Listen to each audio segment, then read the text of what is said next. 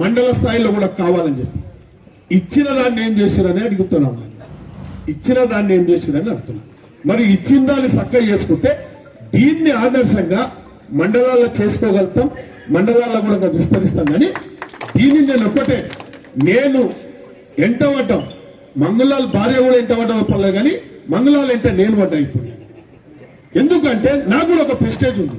Yes, మా వాళ్ళని అగౌరవపరచు మనసు పూర్తి చెప్తుంది. ఇలా మా వాళ్ళని గౌరవం లేకుండా చూసి మా వాళ్ళకి గౌరవం దక్కాలి. ఇలా మా ఎమ్మడి ఉన్న కూడా గౌరవం దక్కాలి.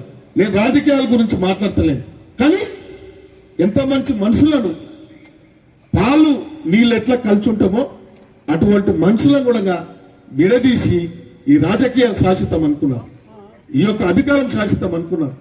మానవత్వం మైమర్చి ఇష్టానుసారంగా ఎంతో కష్టపడ్డ బిడ్డలను ఎన్నో రకాల ఇబ్బందులు పెడుతూ అడుగడుగుని ఇబ్బందులు పెడుతూ ఇలా అభివృద్ధి అని చెప్తాం. ఏముంది అభివృద్ధి? 10 ఏళ్ళ ఏం చేసిరీడా? ఒక్కసారి అర్థం చేసుకోవాలి.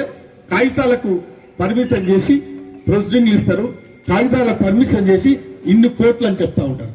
ఇలా వారి విజ్ఞప్తి వదిలేస్తున్నాం. ఇలా ఏ రోడ్ చేయాలన్నా, ఏ బిల్డింగ్ కట్టాలన్నా నా పైసా లేదు, కాగితాలకు పరిమితం చేసి మన గొప్ప గొప్ప అని చెప్తారు. అన్ని మేమే చేసినామని చెప్తారు. ఇక మీరు అన్ని చేసినాక మరి మిగిలింది ఈడేం చేయాలి? కాగితాలకు పరిమితం చేసి ఇంత ఇచ్చినామన్నారు. ఏం కనబడుతుంది కూడా చెప్పండి. ఇలా అందుకే గిరిజన సోదరుల మళ్ళీ అందరూ చెప్తా ఉన్నాం. ఇలా ఆర్డీఓ కాదు, డిఎంఎల్హెచ్ఓ గారు కూడా మన గిరిజన బిడ్డ ఉంది. ఆమె కూడా మనకు అభివృద్ధికి సాయం చేస్తుంది. ఇలా మా పంతున్న బిడ్డ కూడా చేస్తుంది, ఆర్డీఓ గారు కూడా చేస్తారు, ప్రతాప్ అన్న కూడా చేస్తారు. మీరు కార్యదీక్ష ఒక పూనుకోవాలి.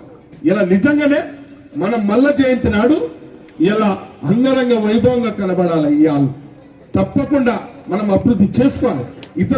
ఇతర ప్రాంతానికి మనం ఆదర్శప్రాయంగా కనబడాలి. చేస్తే అవుతుంది, చేయకపోతే ఏది కనబడదు. కాబట్టి ఇలా మీరు అర్థం చేసుకోండి. మనం మనుషులనే, మనిషి ఉంటాడు. ఇవాళ ఒక మనిషి పొద్దున్నే లేచి తన కార్యక్రమాలు చేసుకొని ఒక మనిషిగా స్నానం చేసుకొని బట్టలు తోడుకొని బొట్టు పెట్టుకొని ఒక పద్ధతి మీద నిలబడితే ఆమెను గౌరవిస్తారు. ఇవాళ మనం మరి ఇది పద్ధతి మీద ఉందా? మీరు చూడండి. పద్ధతి మీద మనమందరం ఒక కార్యదీక్ష. మనకు రాజకీయాలతో పని లేదు. పట్టుమని 5 నుంచి 10 మంది అయితే చాలు. తప్పకుండా ఇది ఒకటే కాదు, మా మిట్టినాయ గారు అన్నట్టు, మా మంగళాల్ గారు అన్నట్టు ఒకటి తప్పకుండా సాధిస్తాం. మీరు వేదిక మీద ఉన్నోళ్ళు ప్రలోభాలకు గురిగాకండి, రాజకీయాలకు బలిగాకండి. మీ మీద నాకు నమ్మకం ఉంది. మీరు చెప్పింది విన్నాం. రామావతి రాజు నన్ను శాసించేవాడు, అన్ని మాటలు వినిపించేవాడు. మిట్టు నాకేం చెప్తా చేసేవాడు. ఆడికి వైరు ఊగులాస్తూనే ఉంది, ఏమి లేదు. ఆడ ఉట్టిదే ఊగులాటనే ఉన్నది. కాబట్టి వాళ్ళ మాట చెల్లదు, వాళ్ళ మాట ఎవరు విన్నారు. ఒకటే శివలాల్ మహారాజు వచ్చినప్పుడు, జయంతి వచ్చినప్పుడు ఇక్కడ ఊలాడాలే పోవాలంతే. అట్లా కాదు. మీరు ముందర ఉండండి. రామావతి రాజు గారు, మిట్టునాయ్ గారు, మంగళాల్ గారు కూడా అన్ని చెప్పినాం. మంగళాల్ గారికి ఎన్ని ఇబ్బందులు అయినాయో నాకు తెలుసు ఆ విషయాలు. మీరు ఒక్కనాడు కూడా అడ్డం నిలవలేదు. ఇలా గొప్ప గొప్ప నాయకుడు ఒక ఆయన మాట్లాడుతూ ఉంటాడు, ఈ గిరిజన జాతికి ఏం చేసిండో చెప్పాలి. ఇలా మీరు ఒక తీర్మానం చేయాలి.